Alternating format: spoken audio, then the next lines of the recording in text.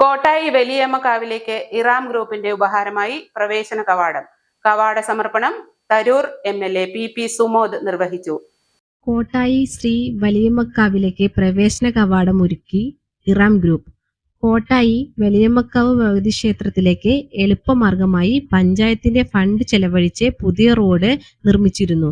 ഇതിന്റെ ഭാഗമായി കോട്ടായി വാവുള്ളിയാൽ മുതൽ മങ്കര വരെയുള്ള പ്രധാന പാതയിൽ ചെറുകുളത്ത് വലിയമ്മക്കാവ് ക്ഷേത്രത്തിലേക്ക് തിരിയുന്ന ഭാഗത്തെ ഇറാം ഗ്രൂപ്പ് പുതിയ ക്ഷേത്ര കവാടം നിർമ്മിച്ചു നൽകിയത്.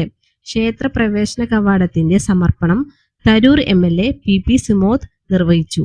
കോട്ടായി പഞ്ചായത്ത് പ്രസിഡന്റ് സതീഷ് അധ്യക്ഷത വഹിച്ച ചടങ്ങിൽ കുഴൽമന്ദം block panchayat president Devadas, Kottayi panchayat vice president Anitha, Sainudheen Pathirippala, Valiyammakkavu ക്ഷേത്ര കമ്മിറ്റി പ്രസിഡന്റ് കൃഷ്ണൻകുട്ടി എന്നിവർ സംസാരിച്ചു.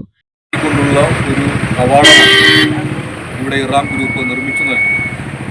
സാമൂഹ്യ പ്രതിബദ്ധത എന്ന രൂപത്തിൽ ഈ റോഡിൻ്റെ ഭംഗി വർദ്ധിപ്പിക്കാൻ സാധിക്കുന്ന ഒരു കവാടം എന്ന നിലയിലേക്കുള്ള ഏറ്റവും മനോഹരമായ ഗേറ്റ് തന്നെ ഇവിടെ നിർമ്മിക്കപ്പെട്ടിരിക്കുന്നു. ഇവിടെ നേരത്തെ പറഞ്ഞതുപോലെ 30 ലക്ഷം രൂപയുടെ റോഡുണ്ട്. അതോടൊപ്പം തന്നെ ഇനി കുറച്ചുകൂടി നമുക്ക് ബാക്കിയാക്കേണ്ടതുണ്ട്. നിലവിലൊരു സ്ട്രീറ്റ് ലൈറ്റ് ഉണ്ട്, ഒരു ഹൈമാസ്റ്റ് ലൈറ്റ് കൂടി വേണം എന്ന് ക്ഷേത്ര ഭാരവാഹികൾ പറഞ്ഞിട്ടുണ്ട്. സ്വാഭാവികമായും ഇത് നേരത്തെ ആവാനുള്ള കാരണം 9:15 കൂടി മുഖ്യമന്ത്രി പാലക്കാട് മുൻ MLA ഗോപിനാഥിൻ്റെ അദ്ദേഹത്തിൻ്റെ മകളുടെ കല്യാണത്തിൽ വരുമെന്നതുകൊണ്ടാണ് നേരത്തെ ചടങ്ങാക്കിയത്. മറ്റു പ്രയാസങ്ങൾ തോന്നിയത്.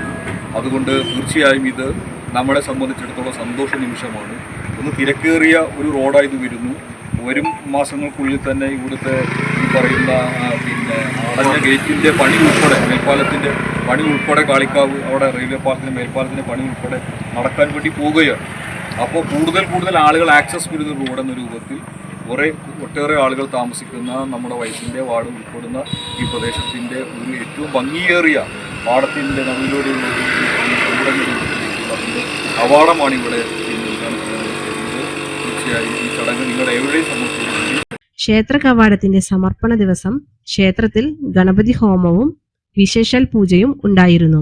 പരിപാടിയുടെ ഭാഗമായി മധുര പലഹാരം വിതരണവും നടന്നു.